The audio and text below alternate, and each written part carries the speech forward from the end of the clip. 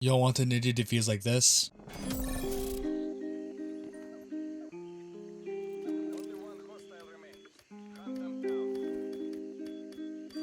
Onward line.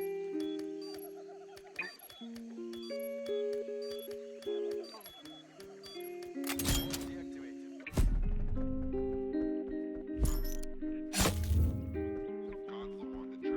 What's up fuckers, Ninja4Fuse here, and today I'll be showing you guys how to ninja defuse on Call of Duty Cold War. Cold War is a mixed bag to a lot of people who played it. Some people think it's great, other people think it's horrible. Personally, me, I only play this game to either ninja defuse or to play zombies. Anyways, whether or not you think it's a good game, you clicked on this video to learn one thing and one thing only: ninja defusing. If you don't know what the term is, let me explain. A ninja defuse is when you defuse a bomb without the live players in the enemy team knowing. So the dead players can know, but in Cold War, unlike other games, you can hear your dead teammates' mics. This makes it harder to ninja on this game in general. However, as you saw in the intro clip, it is still possible to ninja on this game. This will be an in-depth tutorial, as just showing a class setup with weapon attachments are not enough. If you want to get the class setup, here's a recommended class and the weapon attachments to go with.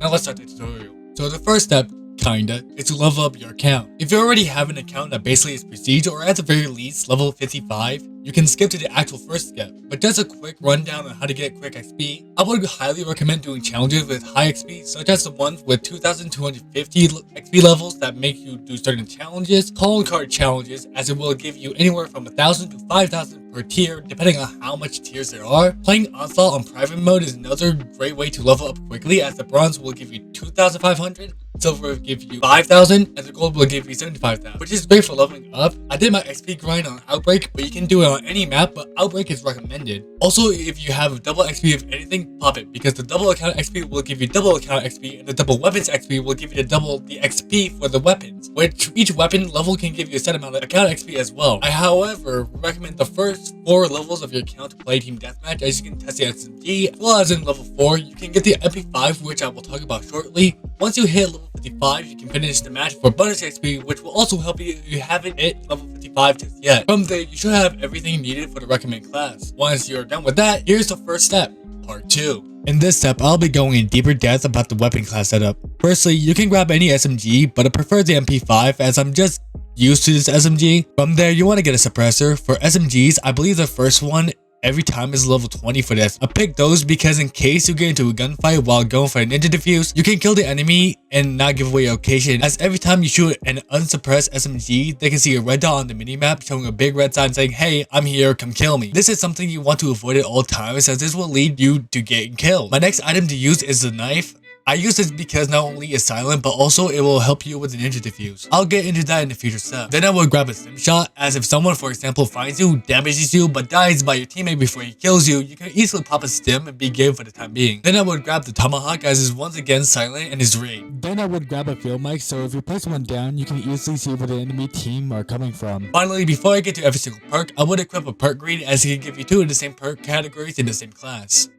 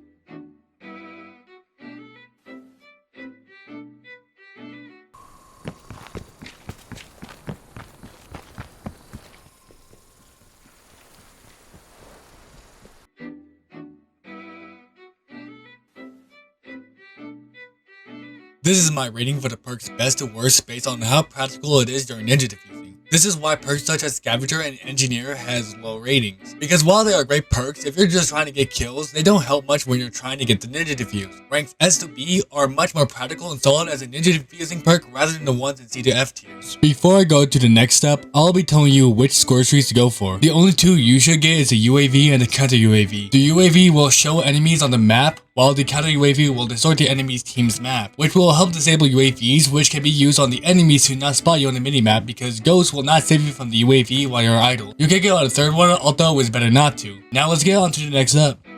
Let's talk about hiding next. I'm using Moscow for example as I feel like it. Anyways, as you can see, the attacking team is where the bomb is at, highlighted with a red box. Meanwhile, the defending team is shown here with a red box. Also, seeing the red lines, you can pretty much tell where every single simple walking point to the bomb site in the middle are. What you want to do when you're hiding is to ask yourself, where would I go if I was attacking? Then don't hide where you would see the enemy if they were doing the same thing as you are. Also, you do not want to show any big items like snipers or any flashy camos like Plague Diamond or even both. On top of that, I would highly recommend holding out your knife while hiding because it shows the least amount of animation when you're doing this. Here's a comparison I made.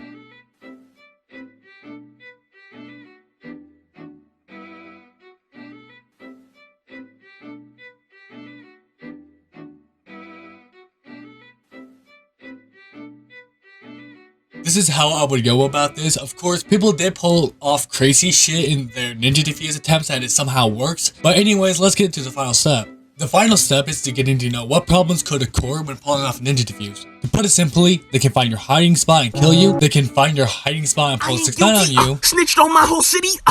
Snitched on Trippy. They tried to give me 50 months.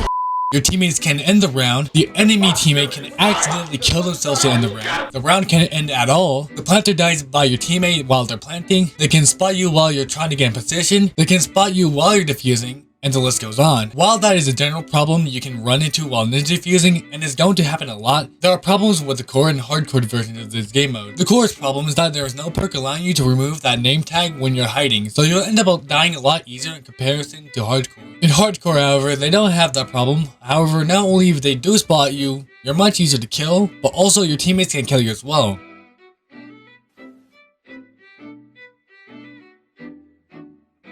This makes it much worse when your teammates can see your name tag. This means if the teammate players are toxic, they can kill you hardcore easily, so be careful when going for a hardcore ninja defuse.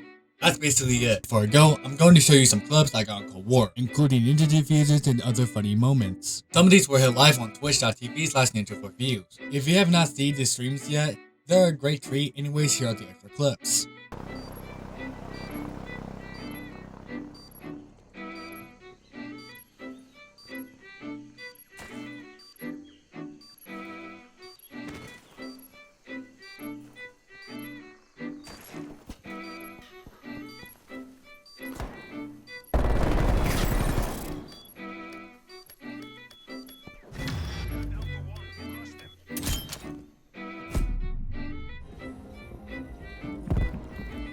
Uh-oh, retard alert!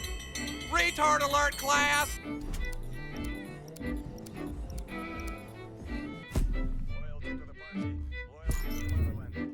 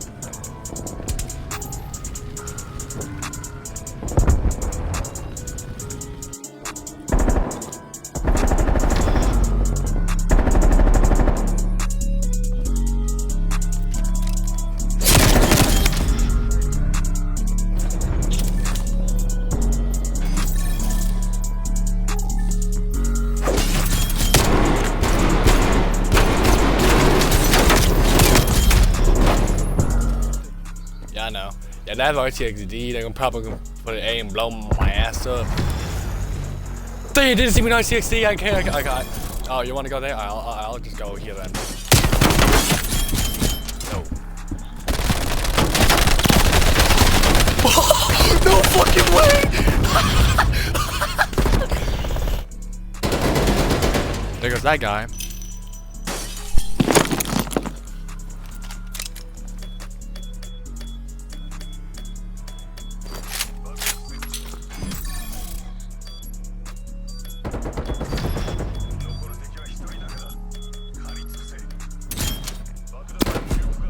No way, I grabbed it. I grabbed his badge in front of him. What?